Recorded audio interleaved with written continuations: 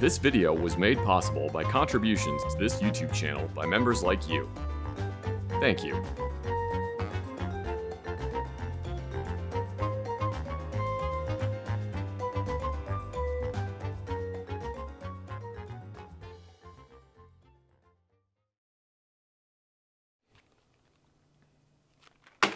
Pens! Wait, hang on. No, that's... Vertical video is a sin. There we go. Pens! If you've never seen these before, you're probably like, what the hell is Zach making a video about? And if you have seen these before, you're probably like, why the hell is Zach making a video about Skillcraft government issue pens? So I just got a fancy new camera, and the first thing I decided to film with it is, crappy government issue pens. These pens were graciously provided to me by my community via Throne. You know, it's one of those things that the booby streamers have. It's like an Amazon wish list. Only I put stupid crap on there, like Skillcraft pens, and Cactus Cooler soda, and an EOD robot. If the EOD robot gets funded, I will use it to go get my mail, and it will piss off my HOA.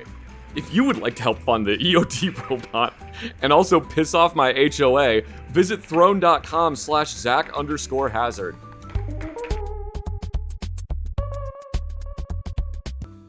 I'm attempting to do this video in the same style as Technology Connections with his No Effort November videos. I'm going to fail. Like, I should just be editing the video, but I'm recording voiceover right now. Curse my perfectionism. Anyway, pens!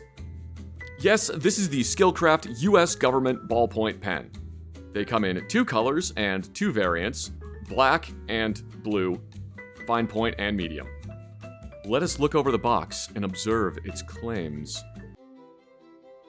Brass cartridge with tungsten carbide ballpoint. Writes over 5,000 feet. 5,000 feet. Retractable. Makes clicking sounds. Refillable. No one ever actually refills this thing. Black fine point, 12 pieces. And it's sticky for some reason. Amazon slapped a label on this thing. Which is annoying, but what are you gonna do, I guess? Look, there's an NSN on it. I like when stuff has an NSN on it. It makes me happy for some dumb reason. Autism. Let's open these bad boys up and take a look at them, shall we? Oh, there's one upside down. Is that the Lucky? Is this the Lucky?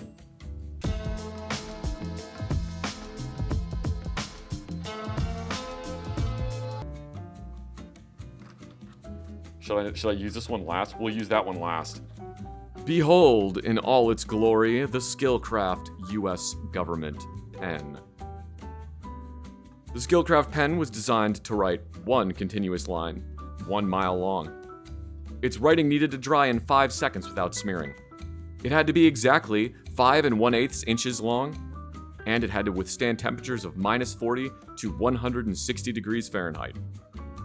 The ink tube is made of American-made brass and is replaceable. Though I don't think I've ever really seen anyone replace the ink cartridge in a Skillcraft. Usually just people throw the old one away.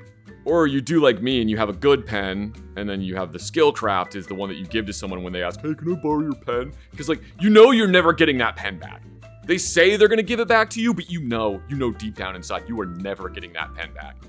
And you hand them the pen, but then someone calls you to do something else and you forget that you loaned them the pen. And then like 2 hours later you look over and they're using the pen to scratch their ear or their butt crack or something and you think, I don't want that back. Now, a little bit of history about the Skillcraft pen. In 1965, the General Services Administration, or GSA, came up with a 16-page specification for a retractable ballpoint pen with a replaceable ink cartridge. I couldn't find the document, sorry. I also didn't look for very long, but No Effort November. Yay! Now, I want to let you know that even though you may have screwed up in your life, you may have made mistakes. It's okay, we all do. But I want you to take comfort in the fact that you have never screwed up so bad that the commissioner of the GSA had to go find a new supplier for ink pens because you sent the US government 13 million defective ink pens. because that's what the previous supplier of ballpoint ink pens did in 1967. And so, following the specifications set out by the GSA, the National Institute for the Blind created the US government pen. And the General Services Administration did look upon the pens, and they saw that it was good.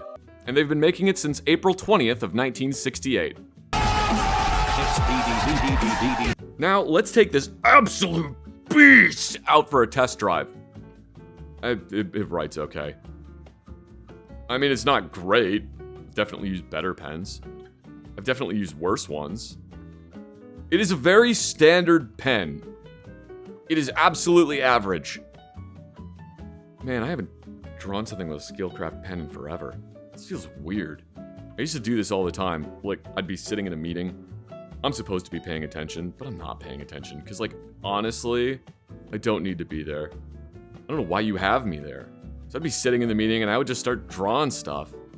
And then a first lieutenant or a captain or something would look over at me and see what I was drawing, and he would just look at me like I was the dumbest motherfucker he'd ever seen in his life. Maybe I am.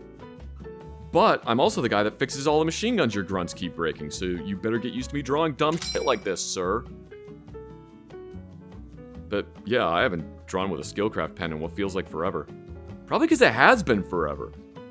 Because, like, I didn't know that you could get these. You can just buy them on Amazon. Or whatever your online store of choice is. You can get them directly from Ability One. One of the other things I used to do with a Skillcraft pen in meetings a lot was fully disassemble one. Like this. But beyond being a pen, the Skillcraft has found a multitude of other uses. Supposedly, its size is approximately 150 nautical miles on a map. The front part of the barrel has been used as a coupler between hoses. You can use the clip as a paper clip. I've heard of EOD using the pen as a way to punch a hole in the plastic around C4 to insert a detonator. I was at a foreign weapons class and one of the Walther P38s had a spring go missing.